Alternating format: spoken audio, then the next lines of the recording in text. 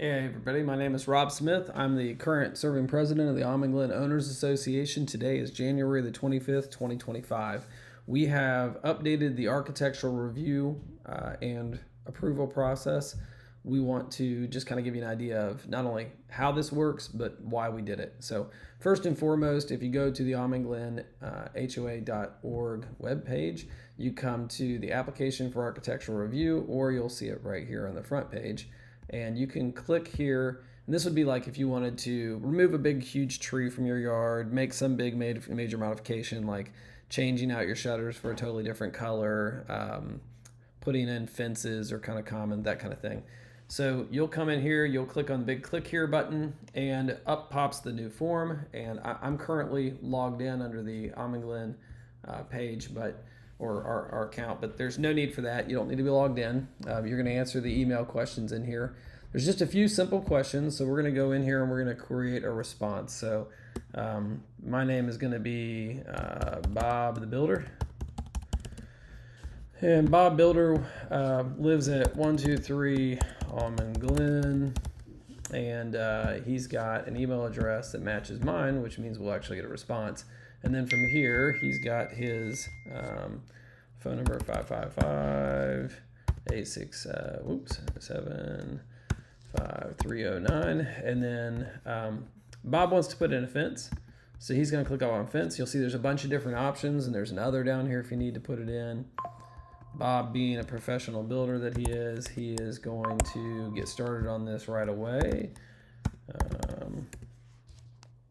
If I could get it to go over here, there we go, 2025, and he's going to get it knocked out in just a couple days because he's efficient like that.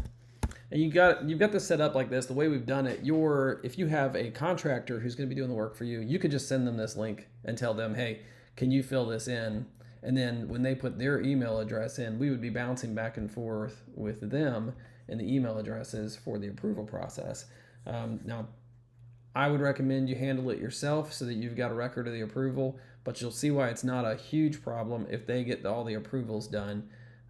Because in the end, as long as the work is approved, you're good to go. And you can even tell them, can you send me a copy of the email? But if you want to make it simple for you, just tell them to do it for you. Phone number, you could, same thing, just the address is the only thing we really are going to need to be able to link up to. Okay, so scrolling down here, this is where you're going to put a little bit of what you're going to do. So for instance, putting in a fence, you would want to tell us that it's going to be shadow box or split rail. If it's a single family home, the townhomes can do those plastic fences, but not the single families. So we're going to do a shadow box. 6-foot shadow box, natural, colored, and sealed with a protective seal. So we're gonna put like a weather seal on it, okay? And then I would recommend, like for a fence, you take a picture. Like you could either take a picture and say, hey, here's what's going to be. You could draw a picture that kind of outlines your property.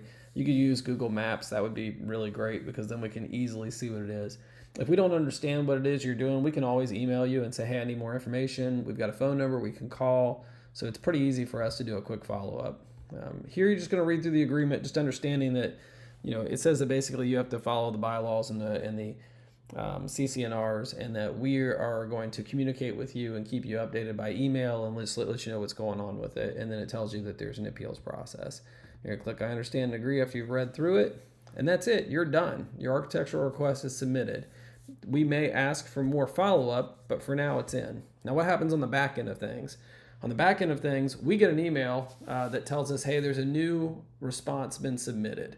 We then click through the response, and whichever board member reviews it, it'll take them straight to this page here.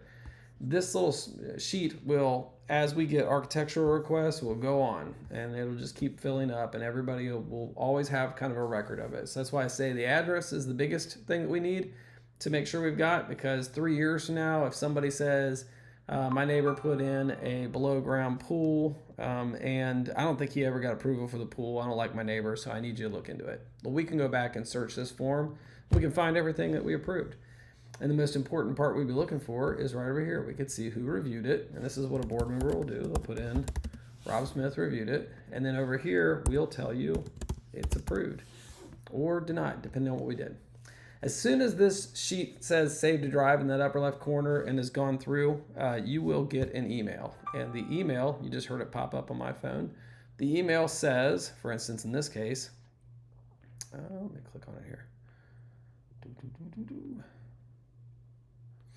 It says, your request has been updated. The current status is approved. If you have questions or want to request an appeal, please submit a new request for review, as we cannot approve modifications. Sorry, I'm just trying to read through everything that's on here. And it tells you, thank you, the Auburn Glen Architectural Committee. So that's it. That's the new process. Why are we doing this? One, it simplifies things, streamlines it so that the board gets the request, the Architectural Committee can review it, and then it can be sent straight back to you. It's faster. As soon as somebody puts in approved or denied, you'll immediately get a response back. If you come in and you say, hey, I got a denial, I want somebody to look at this, any board member can go in and look and see who approved it, who denied it, what the status was, and we can add notes. I'll probably add a notes column in here where we can put in information about why we approved or denied, so we can grow the information that we have in this form. And then you can go on with it with no slowdowns. The other side of it is, every single time that somebody puts a request in through the management company gets it and forwards it to us, and then we review it, then we send it back to them, and then they get back to you, which obviously that adds delays, but it's also just over $13 every single time they do that they charge us under our current contract. Future contract negotiations might clear that up, but as of right now, we're paying $13 every single time we do an architectural request, and it slows things down. So we're just going to get rid of that. The board does not mind doing the quick reviews.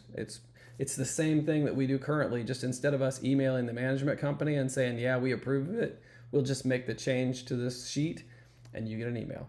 I hope that helps. I hope you like that. Look for more changes like that coming soon to work orders and other processes around the neighborhood.